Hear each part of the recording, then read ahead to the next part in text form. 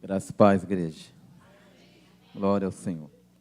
Eu quero louvar a Deus pela oportunidade de estar com vocês aqui essa noite. Agradecer aos pastores, pastor Davi Pedro, pastora Angélica, pelo convite. Por gentileza, livro do Gênesis, capítulo 16, versículo 11.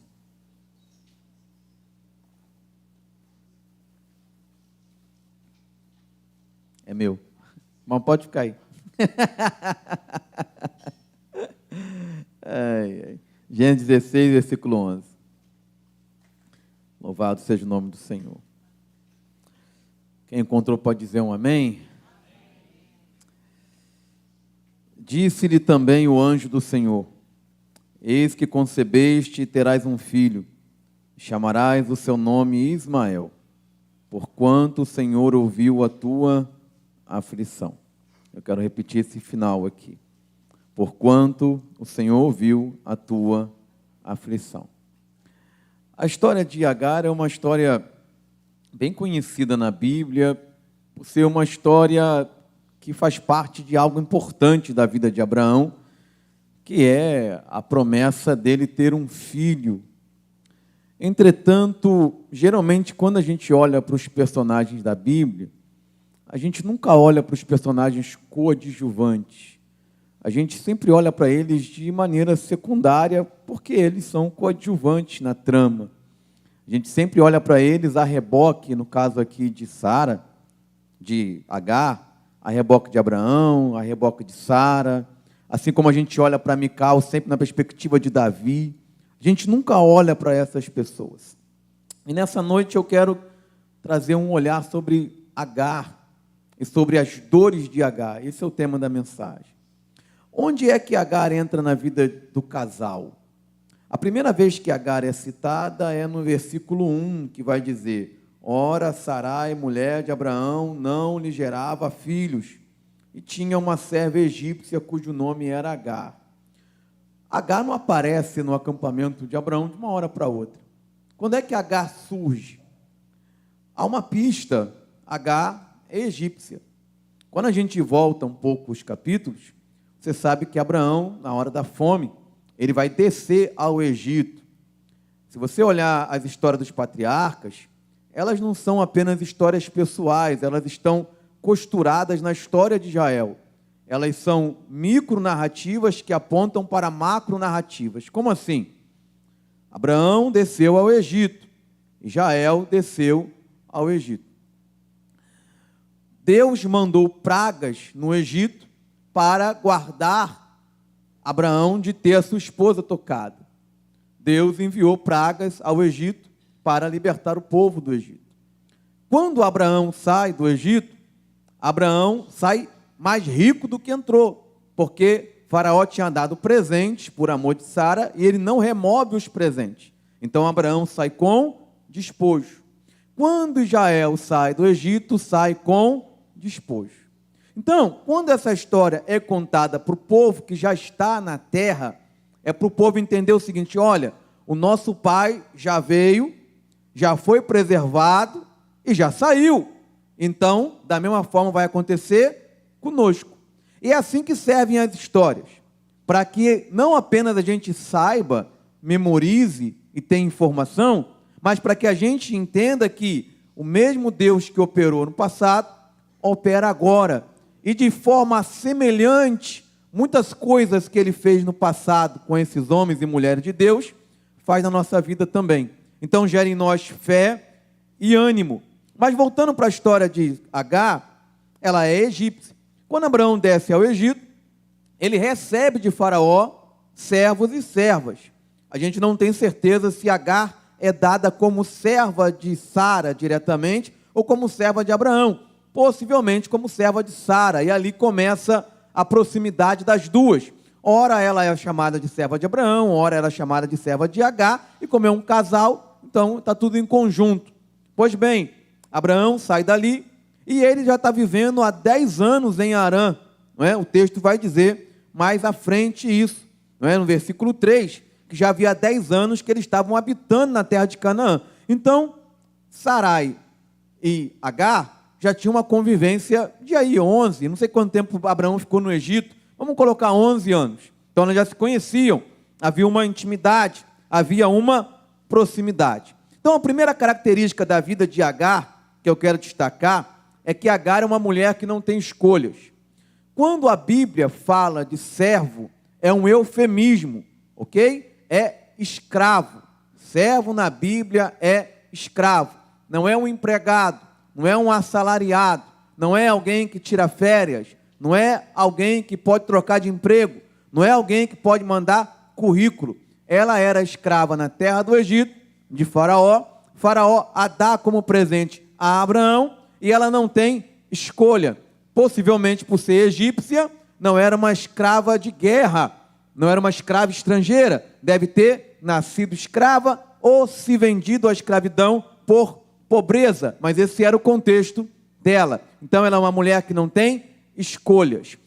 Faraó não pergunta a Agar o que ela acha de ir morar com o casal. Abraão não pergunta a Agar o que ela acha de sair do Egito e ir para a terra de Canaã. E agora Sara e Abraão estão esperando no Senhor a promessa do filho. O tempo passa, as coisas não acontecem, e eles então imaginam que podem fazer conforme a cultura da época. Se uma mulher não engravida, e naquela época um filho era um bem muito precioso, muito importante, financeiramente, emocionalmente, em todos os aspectos, religiosamente. Então havia a cultura: se a mulher não engravida, você pode ter uma segunda esposa ou pode gerar pela serva. Então eles querem resolver o problema da maneira que todo mundo resolvia na época. Só que tem uma coisa: promessa a gente não resolve como todo mundo resolve. Porque uma coisa é fazer algo que você deseja fazer, que você quer fazer, e pode funcionar no contexto natural, como as coisas funcionam no contexto natural. A chuva vem sobre justos e injustos. Porém, quando Deus nos faz uma promessa, não adianta eu querer viver aquela promessa por meios naturais. Não adianta eu querer fazer como todo mundo faz. Porque promessa de Deus é da maneira de Deus, do jeito de Deus, da forma de Deus e no tempo de Deus. Mas eles tentam fazer dessa forma. Ela tem uma ideia, ela fala com Abraão e diz: olha, vamos ter um filho através de Sara, de Agar. Agar também não é consultada. Agar não é casada. Agar não tem filhos. Mas Agar não é consultada. Ninguém pergunta a Agar: você está pensando em casar? Você pensa em ter seus próprios filhos? O que você acha? Não, aqui não há uma consulta, aqui não há um acordo. Ela é serva, o ventre dela, o corpo dela pertence ao seu Senhor. É assim que funciona a dinâmica e a cultura da época, de aqui até muito mais na frente na Bíblia. Pois bem, então ela é trazida para esse contexto. Sarai, que é a senhora, apesar de estar numa posição superior, ela também não tem certas escolhas. Qual é a escolha que Sara não tem? Sara não tem, dá só um pouquinho aqui de ganho aqui no meu retorno. Sara não tem a escolha de engravidar. Sara quer ter um filho. Sara quer colocar uma criança no lar. Ela quer isso, ela deseja, ela aspira, mas ela não tem essa escolha. O texto vai dizer claramente que o Senhor a impediu de gerar, versículo 1, não lhe gerava filhos, não é? Em outra parte vai dizer que o Senhor tinha impedido ela de gerar. Então, ela não tem a escolha de ter filho. Então, você tem duas mulheres que não têm escolhas. Agar não tem escolha nenhuma, e Sara não tem a escolha mais importante da vida de uma mulher naquela época, que era ser mãe, que era gerar, aonde estava o valor da mulher. Na vida, nós também teremos dores que não fazem parte das nossas escolhas. Nenhum ser humano, por mais poderoso que seja, pode fazer todas as escolhas da vida. A gente já nasce sem escolha nenhuma. Você não escolheu quem eram seus pais, você não escolheu o ano que você ia nascer, você não escolheu em qual bairro, em qual cidade você ia nascer, você não escolheu em qual maternidade, você não escolheu a escola, você não escolheu muita coisa. Você foi começar a escolher quando você começou a crescer, e mesmo hoje, muitas coisas nós vivemos que não estão debaixo da nossa escolha. Você colocou na tua agenda que esse ano você vai ficar doente? Não, ninguém faz esse tipo de escolha. Quando ficamos doentes, isso é nossa escolha. Eu não estou falando daquela doença onde a pessoa, por muito descuido, fica doente. Eu estou dizendo de uma situação natural. Não, não é uma escolha. Ninguém escolhe assim, esse ano eu vou ficar de luto. Esse ano eu vou ficar doente. Esse ano eu vou perder meu emprego. Esse ano a minha empresa vai quebrar. Esse ano eu não vou passar no semestre da faculdade. Esse ano eu não vou conseguir passar no vestibular. Ninguém escolhe isso. Esse ano a minha noiva vai romper comigo faltando um mês para o casamento. Ninguém escolhe isso. Daqui a 2 anos vai ter um divórcio. Não! E Agar e Sarai estão vivendo um contexto onde elas estão vivendo dores que elas não escolheram. Eu não estou falando daquele contexto de semeadura e colheita. Eu não estou falando daquela dor que é fruto de uma má decisão, que é fruto de uma má escolha, que é fruto de uma precipitação. Eu estou falando daquilo que você vive e sofre sem escolha. Jó escolheu passar o que passou. Ele estava fazendo tudo certo. Deus deu testemunho dele. Ele escolheu perder os camelos. Ele escolheu perder as ovelhas. Ele escolheu perder os filhos. Ele escolheu perder a saúde? Não. Ele foi atropelado pelas circunstâncias. E certamente a maioria das pessoas aqui, pela idade que vejo que tem, já viveram coisas que não escolheram viver. É aquela sensação de você dizer assim, eu não fiz nada para que isso acontecesse, e eu não merecia passar por isso. E se você não viveu, você vai viver. E o que fazer quando nós não temos escolhas? Há uma escolha que está no teu poder. E que escolha é? Permaneça fiel ao Senhor Jesus Cristo. Permaneça firme no Evangelho. E glorifique a Deus na situação que você está passando. Faça como Jó. Eu saí nu, nu tornarei. O Senhor deu, o Senhor tomou. Bendito seja o nome do Senhor. Mas nunca faça o que Sara fez. Sara tentou criar uma escolha onde ela não tinha escolha. Sara tentou usar uma escolha fake. Sara tentou tirar um coelho da cartola. Ou seja, você está vivendo algo que está doendo, que é sofrido, que você não entende por que está passando, e você sente que não há nada a fazer, a não ser esperar no Senhor, a não ser glorificar ao Senhor, a não ser suportar, mas aí você diz assim, peraí, eu tenho que ter o controle dessa situação, eu tenho que fazer alguma coisa. A gente sempre está num embate entre o comodismo e o ativismo. Comodismo é quando eu espero, quando Deus quer que eu haja, e ativismo é quando Deus diz, aquietai-vos e sabei que eu sou o Senhor, mas eu fico tentado a agir.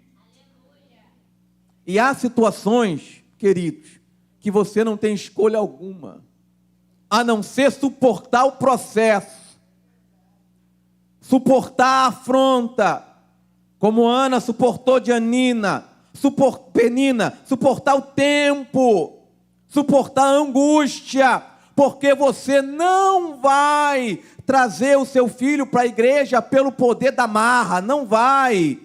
O teu esposo, a tua esposa não vai se converter pela tua força, não vai. Não adianta você tentar fazer escolhas aonde você não tem escolha, mas a gente quer controlar tudo. Ela não tem controle, ela não tem como fazer o ventre gerar, mas ela diz, eu vou ter uma escolha. Como assim? Eu vou ter que esperar? Não, peraí, a gente vai fazer um plano aqui, a gente vai dar um jeito. E às vezes a gente quer dar jeito aonde não tem jeito. E aí piora a situação. Há coisas que é para você fazer, mas há coisas que simplesmente é para você não fazer nada. Chora, jejua, clama, busca, geme, faz igual Ana, geme, mas não tome uma decisão fora da direção de Deus, não faça isso. Sara não tem escolha, Abraão também não. Deus disse, espera. Ele diz, não, o controle é meu, a vida é nossa, eu vou criar uma escolha aqui, eu vou criar um caminho aqui, eu vou criar uma alternativa aqui. A gente às vezes fala de estar na carne, a gente sempre pensa de pecados que tem relação com fazer algo que desagrada a Deus assim no mundo, né? Beber, fumar, pecados sexuais, mas quando eu tenho que agir no espírito e estou agindo na carne, eu estou em pecado, é carne. é carne. Ou seja, o que Abraão está fazendo é carne, é natural, é normal, mas é carne. Todo mundo faz, mas é carne.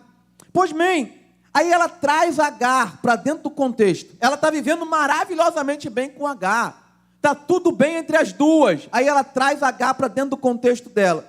Ela não tem escolha, Agar não tem escolha. O que ela quer fazer? Ela quer colocar sobre Agar a responsabilidade que é de Deus. Não coloque pessoas nas tuas dores que Deus não te orientou a colocar. Porque você ainda vai trazer problema de relacionamento. Porque você vai começar a colocar sobre o ventre da pessoa aquilo que o ventre de Deus tem que gerar. Você vai começar a colocar uma expectativa na pessoa que é Deus que tem que resolver. Então não adianta você trazer uma Agar e dizer, Agar vai me ajudar a resolver o problema. Não! O problema não foi resolvido e ainda trouxe mais um problema. O que Deus te prometeu, o teu patrão não vai poder te dar. O que Deus te prometeu, o teu sócio não pode te dar. O que Deus te prometeu, o teu amigo, o teu parente, teu conhecido que tem uma... Não, ninguém consegue te dar, só vai vir da mão dele. Não adianta trazer Agar. Mas eles pegam essa mulher que já tem as dores de não ter escolha, aí trazem e Agar engravida. O texto vai dizer, no versículo 4, e ele conheceu Agar, e ela concebeu, engravidou, e vendo que concedera, foi sua senhora desprezada aos seus olhos. A Bíblia, ela narra as coisas de maneira muito ampla, assim, sem muito detalhe. Por isso, quando as pessoas vão fazer série, fazer novela sobre a Bíblia, você vê várias cenas que não estão na Bíblia, porque é preciso enxertar e cobrir as lacunas. Então, quando a gente olha assim, parece que Agar simplesmente se tornou arrogante, mas a gente não sabe. Por exemplo, qual foi o acordo que foi feito? Geralmente, quando a serva engravidava, ela virava uma espécie de concubina. Ela já não era mais serva, ela mudava de status. Então, ela deixava de fazer o serviço doméstico, ela começava a ter uma série de regalias. A gente não sabe se simplesmente Agar realmente começou a achar que estava numa posição superior à de Sara, ou se Sara não cumpriu com ela as prerrogativas que ela esperava que fosse cumprido, e aí ela tem uma atitude animosa em relação, né, à sua senhora. E o texto diz então, que Sara diz a Abraão, minha ofensa seja sobre ti, minha serva coloquei no teu leito, vendo ela que concebeu, agora me menospreza, o Senhor julga entre mim e ti. Veja que ela traz o Senhor, e coloca o Senhor no meio. Mas eles não colocaram Deus lá no começo da história. E é assim que a gente faz. A gente não coloca Deus no começo. Aí quando chega no meio, que está dando tudo errado, a gente diz, Senhor, olha o que está acontecendo, olha essa afronta, entra na frente, Deus de peleja, Senhor dos exércitos, poderoso de Jacó, valente de Israel. A gente começa a invocar Deus por aqueles nomes de Deus de batalha. Resolve essa questão, julga. Olha o que ela está dizendo. Ela está dizendo o seguinte, olha, essa ofensa que ela colocou sobre mim, seja sobre você. Porque eu coloquei ela no teu leito e agora ela me despreza. O Senhor julgue. Aí Abraão vai dar uma resposta para ela e vai dizer o seguinte, olha, a serva está nas tuas mãos. Faz o que tu acha que tu deve fazer. Ou seja, Abraão está dizendo para ela, o que você decidir está decidido. Então, a dor não cessou de Sara, a dor de Agar foi agravada, e agora o Senhor é chamado para resolver. Mas Deus é tão misericordioso, que mesmo as dores que nós mesmos causamos, pela nossa imprudência, pela nossa imaturidade, pela nossa inexperiência, pela nossa teimosia, porque às vezes a gente é teimoso, e fica dando murro em ponta de faca, querendo bater prego, ou ao contrário, enfiar a cabeça e a ponta para cima, e a gente vai dar certo, e quando não dá certo, a gente naquela cara de pau, olha para cima e Deus diz, Deus! Mas Deus é bom, irmão. Eu me lembro de Josafá, os profetas dizendo, vai para a peleja, Acabe, vai para a peleja. Josafá diz, não tem um profeta de Deus? Josafá tinha de discernimento. Tem um que sempre fala mal de mim, traz esse então, Micaías. O que vai acontecer, Micaías? Vai acontecer isso, você vai ser derrotado, tal. se você voltar da guerra para Acabe, Deus não falou comigo. Josafá tinha que fazer o quê? Ficar em casa. Mas Josafá tinha uma aliança de casamento na família, Josafá tinha uma aliança com Acabe, Josafá vai para a guerra. Acabe vai disfarçado, né? Que Acabe acha que é esperto, e Josafá vai de veste de rei. Olham na guerra, confundem Josafá com Acabe, e Josafá percebe que vai morrer, ele percebe que vai morrer. E ele vai morrer porque ele está onde ele não devia estar, com quem ele não devia estar, e fazendo aquilo que ele sabe que não devia fazer. Ele está todo errado, ele está no BO, ele está no flagrante. Se Deus deixasse ele morrer, estava tudo certo. Deus não tinha nada errado ali. Ele semeou para morrer. Mas isso que é misericórdia, quando Deus inverte a semeadura. Aí ele grita, aí Deus tem misericórdia e salva ele. E Acabe, que estava disfarçado, alguém joga uma flecha de qualquer jeito, a flecha vem e atinge Acabe. Então, o que eu estou querendo dizer é que mesmo as dores que nós mesmos causamos, porque nós entramos em guerras que eram guerras de Acabe, que não eram nossas guerras, que não eram nossas batalhas, que não era o nosso campo, que não era o nosso momento, ainda assim, se a gente reconhecer no meio da peleja que nós pisamos na bola e dizemos, Senhor, tem misericórdia, Ele nos socorre. O texto diz que Agar aflige, que Sara aflige Agar, e Agar foge, versículo 6, e afligiu a Sarai, e ela fugiu de sua face. A Bíblia não diz que tipo de aflição é. Colocou mais trabalho, ofensa pessoal, castigo físico, ela era escrava. O que ela fez? A gente não sabe. Mas o que Agar vai fazer? Ela vai fugir. Agar vai imitar Sara em certo aspecto, porque Agar vai querer ter o controle também. Ninguém quer sentir dor, gente. Quando dói, a gente toma um analgésico, toma um antibiótico, faz o que precisa fazer. Ninguém quer sentir dor. E quando ela é afligida e ela começa a sentir essas dores, ela diz, eu estou cansada de ser serva, estou cansada de ser escrava, e eu vou fugir. Vou usar aqui uma expressão carioca, me perdoem, eu vou meter o pé, vou vazar. A barriga é minha, o filho é meu, a vida é minha, eu não pedi para vir para cá, eu vou embora mesmo e pronto. E ela foge. Ela foge. Sara e Abraão não oraram a Deus para saber o que deviam fazer, e nem Agar está orando a Deus. Ela simplesmente está fugindo. Só que, muitas das vezes, nós queremos fugir de certas dores que nós precisamos passar.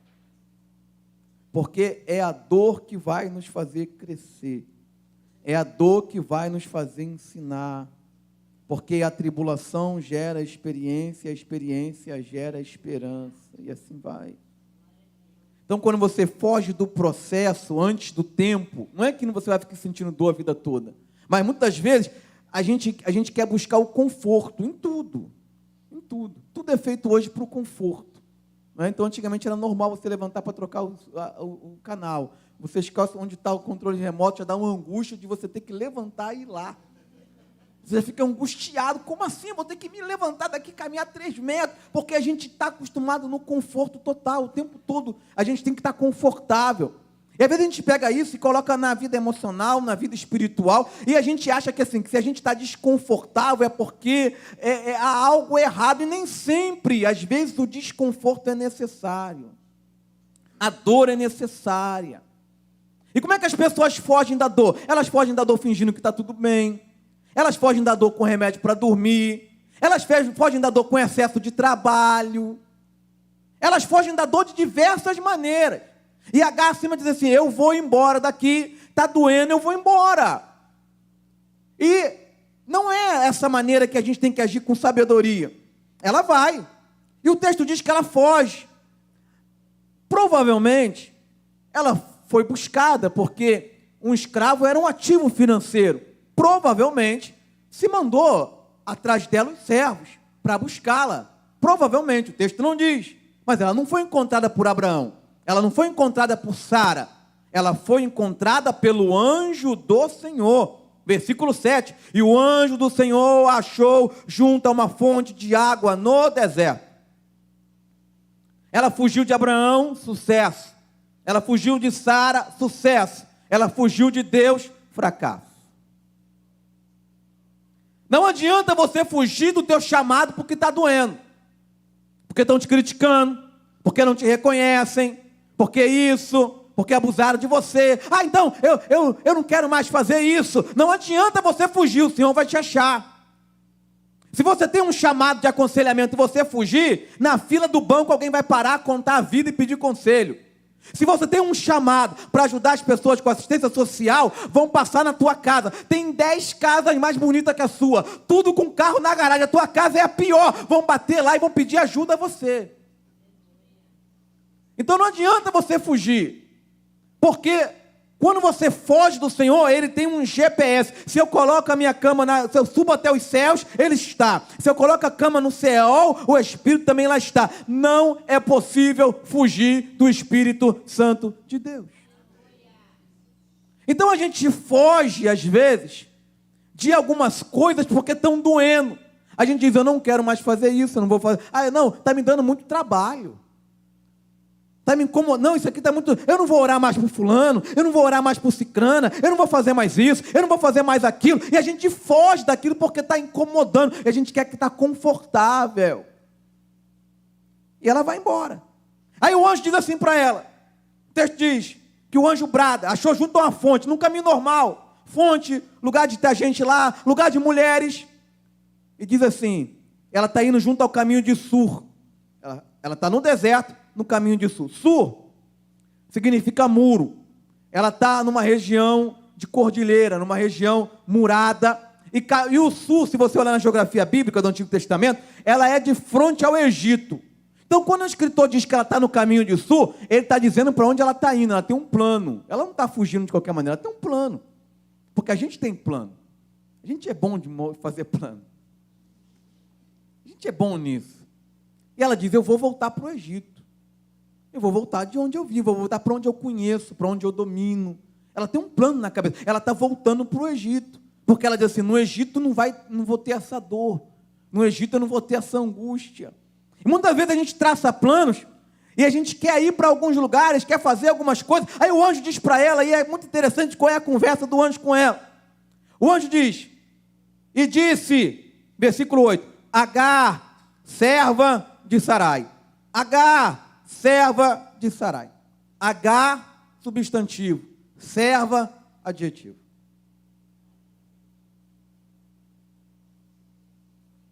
O anjo não a chamou de egípcia. O anjo não a chamou de Agar. O anjo a chamou de Agar, serva de Sarai. O último nome que Agar queria ouvir era o de Sarai. Elas brigaram, elas brigaram, a briga foi feia, o negócio foi tão feio que ela fugiu grávida. Imagina, uma mulher fugir de barriga, com quase nada, o negócio foi muito grave. Ela não quer ouvir falar, só de pensar em Sarai já dá raiva, ela já fica nervosa, já dá... Aí o anjo diz, Agar! Ela diz, maravilha, Deus vai falar comigo, serva de Sarai. O Senhor te acha. E quando Ele fala com a gente, que a gente está fugindo da dor, não é o que você quer ouvir. Nem sempre a palavra de Deus é um analgésico. Para quem é da antiga, às vezes até sara, mas é igual o mertiolate, daquilo da antiga, meu, raiz. Arde. Nem sempre é um analgésico. Então Deus às vezes vai te fazer lembrar do que você quer esquecer. Você diz assim, eu não quero mais saber de fulano. Eu não quero mais saber de fulano. Às vezes alguém da tua família, tu brigou, teve um problema sério, aí Deus te acorda e diz, fulano, pai de fulana, mãe, esposa, filho, filha, ore por Beltrano. Você disse, eu não quero mais saber do meu sócio, ele me deu um prejuízo, ele isso, ele aquilo. Aí o Espírito Santo diz, vai lá e visita ele, porque ele está precisando de você. É uma ovelha que te deu trabalho, é uma ovelha que foi embora, falou mal de você, te caluniou. Aí Jesus diz assim, você tem que procurar fulano que ela está precisando de pastor. Tu quer esquecer o que está doendo, aí Deus diz assim, serva de Sarai. Ele vai logo, ele te catuca na ferida ali, onde está doendo. Quando Deus faz a gente lembrar de coisas que doem, Não é porque Ele quer nos maltratar.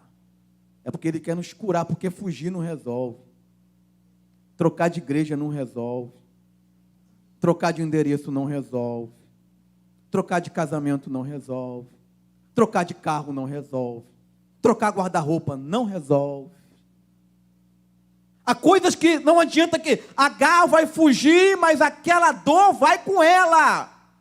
Não adianta fugir. O que eu estou querendo dizer é que tem coisas que tu só resolve, como o pastor falou, no ringue. Só quem joga a toalha é Deus. Enquanto Deus tocar o gongo lá, querido, é lá, não é tu fugir da dor, não. Tu vai ficar lá, pode apanhar, pode cair, mas confia no processo. Confia, não foge da dor. Porque quando tu foge da dor, tu pode estar tirando a promessa do lugar aonde Deus quer fazê-la gerar. Olha só, a gata grávida, ela vai chegar no Egito. Quem ela vai ser no Egito? Uma escrava fugitiva. Escravo fugitivo era uma vida maldita. Ninguém confiava em você, você podia ser recuperado a qualquer momento. Porque as pessoas iam reconhecer ela, sabia que ela foi... Cadê a carta? Ele falou, recebeu carta de alforria, foi liberada, está vindo com um filho na barriga. De quem é o pai dessa criança? Ué, de Abraão, então ele mandou você embora? Como é que ele fez isso? Você fugiu? Ou seja, ela vai para o Egito, ela vai ser uma escrava fugida, com um filho na barriga. Quem vai casar com Agar? Ninguém, exatamente. Ou seja, esse plano dela é um plano falido. É um plano que é pior do que ficar. Mas quando está doendo, a gente fica cego, a gente quer sair porque está doendo. E às vezes a gente vai para um lugar que aí para de doer por um mês, por 6 meses, por um ano, mas quando volta a doer, você diz, por que eu saí? Eu tinha um emprego que meu patrão pegava no meu pé, eu tinha coisa chata, aí tu fala, naquela tu fala assim, eu vou embora, quer saber? Manda minhas contas aí, me manda embora, vamos fazer um acordo. Aí depois de 3 anos tu fala assim, que saudade daquele emprego. Meu pai. Tu fala que não era tão ruim assim. Mas na hora, a dor é tão grande que a gente não pensa. Se Ismael nasce no Egito, Ismael ia ser mais um egípcio escravo. Ismael não seria a grande nação que Ismael se tornou. Ou seja, para Ismael ser aquilo que Deus queria que ele fosse, ele tinha que ser gerado naquele ambiente de tensão, de conflito e de dor. Então, se parar de doer muitas das vezes e você fugir da dor, você tira a promessa de onde tem que gerar. Aí Deus diz para ela assim, não chama só ela de serva de Sarai, o anjo do Senhor. Diz assim, volta e te humilha debaixo das mãos de Sarai. Deus não está, aqui não é Deus tomando partido, tipo assim, não é questão de hierarquia. Quando Deus entra num negócio, é para resolver para todo mundo. É para abençoar todo mundo. Eu vou desenvolvendo, você vai entender. Não é assim, porque não? Você tem que voltar? Não, não é isso. Na cabeça de Deus não é essa. Tanto é que Deus não manda ela voltar de qualquer maneira. Deus manda ela voltar, mas tem um detalhe. Mas Deus diz, volta e te humilha. Ou seja, ela está fugindo, aí Deus diz, volta. Volta para o lugar da dor. Volta para o lugar do desconforto. Volta para o lugar da incerteza. Porque eu te quero lá. E é difícil ouvir isso, quando Deus diz que quer a gente em lugares que a gente não quer estar. Quer que a gente faça o que a gente não quer fazer. Quer que a gente viva o que a gente não quer viver. Mas é aí que entra a fé. Eu preciso confiar que o meu Pai sabe aquilo que é o melhor para mim. Eu preciso confiar que aquilo tem um propósito que eu não entendo hoje, mas que amanhã eu vou entender e vou louvar e glorificar o nome dEle. Volta e te humilha, pede desculpa, pede perdão e volta. Mas tem um detalhe, H. Tu vai voltar, mas tu vai voltar diferente. Como assim? Eu vou te dar uma promessa. Aí ele diz para ela assim, olha, tu concebeu, versículo 10, multiplicarei sobremaneira a tua semente, que não será contada, por numerosa que será. Veja bem, a primeira mulher que recebeu uma promessa foi Eva. Depois Sara recebeu a promessa em Abraão. Agar não tinha promessa. Veja como Deus é misericordioso. O Abraão e a Sara querem trazer Agar para dentro da promessa pela carne. Colocar Agar na promessa deles. Aí o que Deus faz? Deus diz, você volta, te humilha, porque agora eu vou te dar uma promessa. A promessa de Sara é a promessa de Sara, e a tua promessa é a tua promessa. A tua semente é uma promessa parecida com a que Abraão recebeu. A tua semente vai ser sobremaneira grande, e eu vou multiplicar, e a mão de Ismael vai ser forte, e ninguém vai tirar ele do lugar, e a mão dele vai ser contra todos, e todos contra ele, mas ele vai prevalecer. Ou seja, volta, te humilha, sofre, mas agora tu não tem apenas uma criança no ventre, tu tem uma promessa. Deus pega aquilo que foi gerado na carne, e dá uma promessa no espírito. Ele é muito bom, ele é muito misericordioso, ele está arrumando a bagunça que eles fizeram, que ele só vai terminar de arrumar uns 20 anos depois, porque a gente às vezes faz uma bagunça tão grande que demora para arrumar, demora para ajustar, e aí volta, mas volta com uma promessa. Então, quando eu falo nessa noite que é para você ficar no lugar da dor, não é porque Deus é masoquista, não é porque Deus quer que você sofra, mas está dizendo, te humilha, humilhai-vos debaixo da potente mão do Senhor, e Ele a seu tempo vos exaltará. Ninguém quer passar situação de humilhação, ninguém quer passar situação de constrangimento, ninguém quer passar situação de dor, mas às vezes o segredo da vitória está em você suportar aquele momento, até a hora certa de você sair. Vamos abrir agora em Gênesis 21. Versículo 14. E aqui a gente vai caminhar para o final. Então se levantou Abraão pela manhã, de madrugada, tomou o pão e um odre de água e deu a Agar, pôs sobre os seus ombros também, e lhe deu o menino, e despediu-a, e ela se foi andando errante no deserto de Berseba. Ok. A promessa de Agar nasceu, que não era a promessa de Abraão, mas Abraão se afeiçoou ao menino, mas não era a promessa dele. Porque às vezes a gente se afeiçoa a coisas que a gente mesmo gerou, na nossa força, na nossa carne, mas que não são as coisas do Espírito. Aí Deus tira, e a gente sofre. Sara vai virar, Isaac vai nascer, Ismael vai caçoar de Isaac, aquelas questões familiares que perpassam todo o Antigo Testamento e perpassam todas as famílias, problemas que são naturais. E aí Sara vai dizer, manda Agar embora. Né? Então, é Sara que traz Agar para dentro. Agora ela diz, a gente não precisa mais de Agar, manda Agar embora. Agar vai sofrer a dor da rejeição, que é quando você não serve mais, você não tem mais utilidade, agora você pode ir. Abraão sente o coração pesado, mas o Senhor diz, eu estou no controle, eu estou agindo, agora é que eu vou terminar de consertar as bobagens que vocês fizeram há 10 anos atrás, há 13 anos atrás, foi o nascimento de Ismael. Ele pega água, pega pão, coloca no ombro de Agar, dá um menino, e ela sai andando errante no deserto de Berseba. O narrador, toda a narrativa da Bíblia, todos os textos, ele escreve com muita sabedoria, e ele sempre está tentando comunicar para a gente muitas coisas. Quando Agar sai na primeira vez, ele diz que ela está no caminho de Sur, então ela está voltando para o Egito, ela tem um plano, agora ela está andando errante. Na primeira vez, ela foge, ela quer fugir da dor, ela está tomando a decisão, agora ela está confortável, a situação está estabilizada, o menino já tem 13 anos, mas é Sara que a manda embora.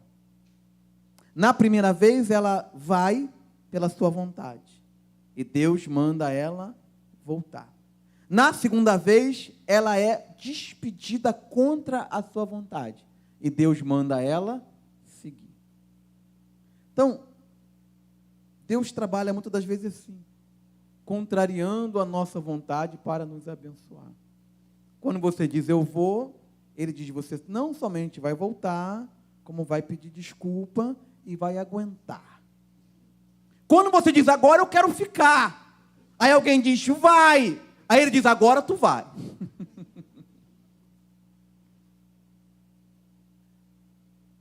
E ela pega o menino e vai andando errante, ou seja, ela não tem destino. Na primeira vez, porque ela planejou, ela fugiu, não sei quanto tempo ela planejou a fuga, como é que ela fez para poder fugir sem ninguém ver. Então, se foi uma coisa planejada, ela sabe para onde ir. Agora ela está andando errante. Quando ela tinha um plano, o anjo do Senhor acha ela. Quando ela está errante, o anjo do Senhor também acha ela. Quando tu tem um plano, tu tem um propósito, tu tem um caminho claro, mesmo que não seja de Deus, o anjo te acha. Quando tu está batendo cabeça, perdido, andando a esmo, porque tu estava numa situação confortável, aí de repente alguém diz, toma tua carteira e vai embora. Alguém diz, você está desfeito da sociedade. Alguém diz, o relacionamento acabou. Tu não preparou para aquilo, tu não se ajustou para aquilo, e agora tu está perdido, está perdida, andando para lá, andando para cá, não sabe para onde vai, está errante, andando igual um labirinto. Nas duas ocasiões, o anjo do Senhor acha Agar. Quando a gente tem os nossos planos, ele nos acha. Quando a gente está errante, ele também nos acha. Aí o texto vai dizer, consumida a água do odre, pegou o menino, colocou debaixo de uma das árvores, e foi-se e assentou-se em frente, à distância de um tiro de arco. Marca isso aqui, um tiro de arco. Porque dizia, que eu não veja morrer um menino. E assentou-se em frente, e levantou a sua voz e chorou. Quero que você imagine a cena. Uma mãe com um menino adolescente, a água acaba, ela coloca o menino na frente, na sombra de uma árvore, ela se distancia, para não ver a criança morrer, a criança está desidratada, o adolescente está a ponto de desfalecer, quase desmaiando. E nesse contexto, o texto vai dizer assim, e ouviu Deus a voz do menino, e bradou o anjo de Deus a Agar, desde os céus, e disse, que tens, Agar? Duas coisas. Na primeira vez, o anjo diz, de onde vem, para onde vai? O anjo está perguntando, que caminho tu está fazendo? Qual é o teu itinerário? Qual é a tua origem? Qual é o teu destino? Porque o anjo sabe que ela tem um caminho. Agora o anjo não pergunta de onde vem, para onde. Ele diz, que tu tens? Porque ele sabe que ela não tem caminho nenhum. Ela não tem plano nenhum. Ela não tem ideia nenhuma. Ela está perdida. E às vezes a gente está cheio de dores ou com angústias e a gente literalmente não tem a menor ideia do que vai fazer para resolver. Aí ele diz que tens. Mas o mais interessante aqui é a outra diferença da narrativa. Na primeira vez ele usa um substantivo e um adjetivo. Agar, serva de Sarai. E agora, está aí na sua Bíblia, capítulo 21, versículo 17, o anjo diz, que tens, Agar? Agora é só Agar. Não é mais serva de Sarai. Por que o anjo está dizendo isso? Por que ela se desespera? A água do odre acaba. De quem era aquela água? Era a água de Sarai. Era a água do tempo da servidão. Quando aquela água acaba, ela se desespera. Aí o anjo diz, que tens, Agar? Não chama ela de serva. É como se Deus estivesse dizendo para ela assim, você não queria ser livre? Você não queria ser dona do teu destino? Você não queria ser dona do teu caminho? Por que você está desesperada? Muitas vezes a gente traça vários planos para a gente, como Agar traçou de ser livre, mas quando chega o momento, a gente não entende o momento. Muitas das vezes o momento da adversidade é justamente a virada de ciclo que Deus está dando na sua vida. O que eu estou dizendo para você é que não dá para você beber água do poço enquanto não acaba a água que você levou de Sarai. O que eu estou dizendo para você é que enquanto tu bebe a água de Sarai, tu és serva de Sarai. Se tu não é mais serva de Sarai, tu não bebe mais a água de Sarai. Deus vai te dar uma outra provisão. Não dá para você levar para um tempo novo uma provisão antiga e um suprimento antigo. Não dá para você levar para um tempo de liberdade um suprimento de escravidão. Ou seja, há coisas que vão acabar na tua vida porque tem que acabar. E em vez de sentar e murmurar, ou ficar desesperado, ou chorar desesperadamente, clame a Deus com ousadia.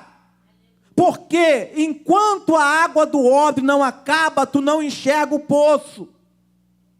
Versículo 19. E abriu Deus os olhos e viu um poço de água. Deus não fez o poço aparecer. O texto não diz que Deus fez o poço surgir. O poço estava lá. Mas ela não estava olhando para o poço porque ela estava preocupada com o odre. Ela estava com o olho fixado no odre. Acabou a água do odre. Agora eu vou morrer. O menino vai morrer. Aí disse: que tens, Agar? O odre era de Sara.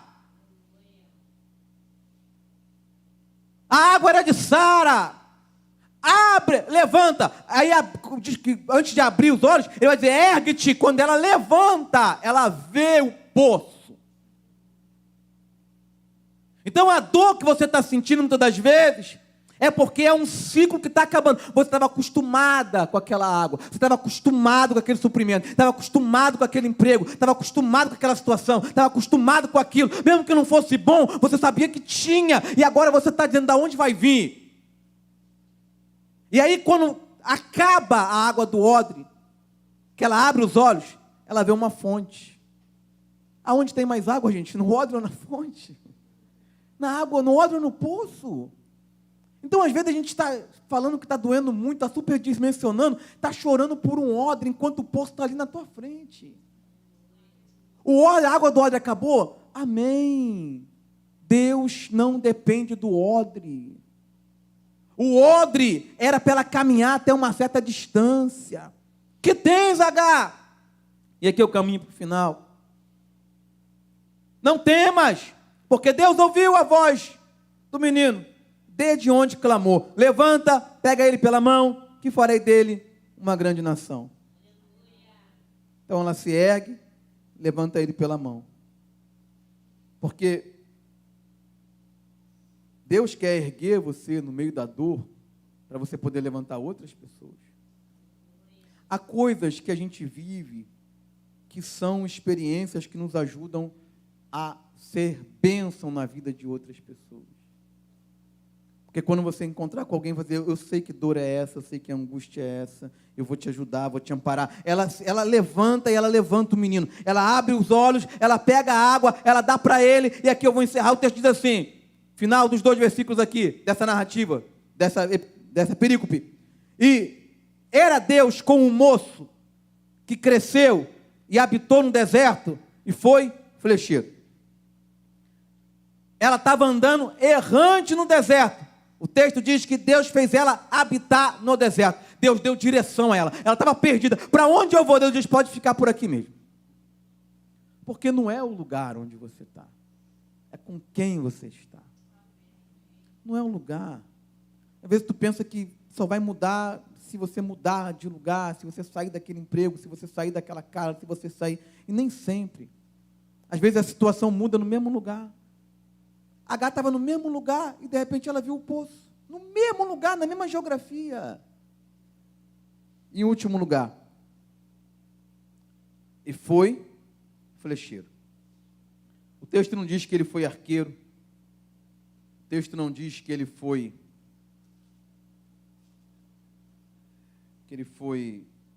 cavaleiro. O texto diz que ele foi flecheiro.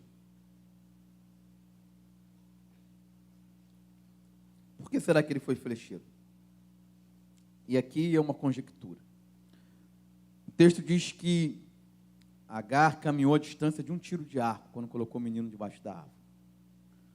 Um tiro de arco depende da época, porque depende do arco, depende da técnica, depende do arqueiro. Mas nessa época aqui era mais ou menos 135 metros por aí. Vamos arredondar para 150. Então, o menino é colocado lá e ele vê a mãe caminhar. 10, 50, 110, 125, 150 metros. E ficar distante dele, aquela distância ali. Conforme a mãe vai caminhando, para Ismael, aquela é uma distância de solidão, uma distância de abandono, uma distância de medo, uma distância de morte, uma distância de angústia, porque ele percebe que aquele é um ato desesperado, ele já está desfalecendo, ele vê a mãe fazendo o que ele pensa, agora eu vou morrer, é os últimos momentos que eu vou ver a minha mãe, e ela se distancia. E aí ele começa a clamar o Deus do pai dele, o Deus de Abraão, porque o anjo vai dizer, eu ouvi a voz do menino. E quando o anjo fala com H, que tens H, ergue-te, e pega o menino pela mão, ele vê a mãe voltar novamente, os mesmos 150, agora ela faz 120, 100, vai decrescendo, 50, 30, 10, até chegar a ele e levar ele na fonte. Aquela distância ficou fotografada na mente de Ismael. E ele se tornou flecheiro.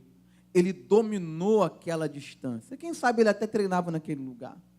Colocava o alvo onde ele ficou, ia para onde a mãe estava, e de lá ele lançava flecha. Pode ser que ele tenha feito isso.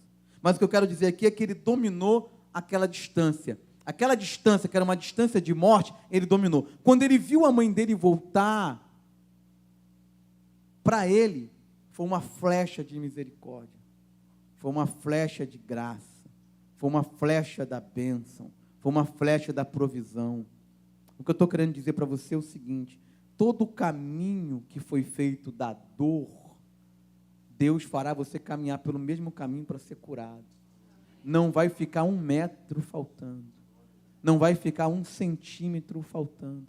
Todo o caminho que foi palmilhado, que foi um caminho de desespero, você vai voltar num caminho de celebração. A gente fecha aqui com um salmo. Aquele que leva a preciosa semente andando e chorando. Quem leva a semente chorando é porque está sofrendo. Voltará. Porque enquanto você está chorando sobre a semente, e alguém está dizendo, Deus abandonou, Deus deixou, não vai acontecer, aquela semente, aquela lágrima, ela está regando a tua semente. Ela está funcionando como uma chuva de Deus, um orvalho do céu. E aí a pessoa vê você indo chorando, e aí quando você volta com os molhos cheios de alegria. Nessa noite, em nome de Jesus, eu creio que a flecha do Senhor, que Deus vai fazer Agar caminhar todo o caminho. E enquanto ela foi caminhando de volta a Ismael, eu acho que passou um flash da vida dela na cabeça. E cada pedaço que ela foi caminhando, ela foi sendo curada. E quando ela chegou no Egito, ela foi até o Egito e ela escolheu uma mulher para Ismael do Egito. Quando ela lembra que ela queria voltar para o Egito? Ela ia voltar como escrava. Agora ela está voltando como mãe de um príncipe. Quando Deus te frustrar, não reclama não. Quando Deus fechar uma porta na sua cara, não reclama não. Às vezes tu está pronto para entrar e vem uma mão e pum, na tua, sabe, chega até a doer, pá! E às vezes não é o diabo não. Às vezes é Deus. Ele sabe o que está fazendo. Às vezes não é o momento certo de você entrar naquela porta. Quando ela volta como mãe de um príncipe. O que ela vai fazer lá? Vai buscar uma esposa para o filho dela. Ela não vai fazer com outra mulher o que fizeram com ela. Ela não vai fazer outra mulher ser plano B, plano C, plano D. Ela vai buscar uma egípcia para casar com o filho dela. Porque quando a gente está curado, a gente não joga a nossa dor em cima do outro. A gente não joga o nosso ressentimento em cima do outro. Quando a gente está curado, a gente volta para o Egito, não é para dizer, olha quem eu sou agora. Sabe? Quando a gente está curado, que a gente volta para o Egito, não é para tirar onda. Não é para dizer, eu vim aqui para mostrar, eu vi que vocês viram sair como céu, vocês não acreditaram onde eu estou agora. Agora eu estou, né? Não. A gente volta curado para ser bênção. Deus abençoe a igreja. Você pode aplaudir o Senhor?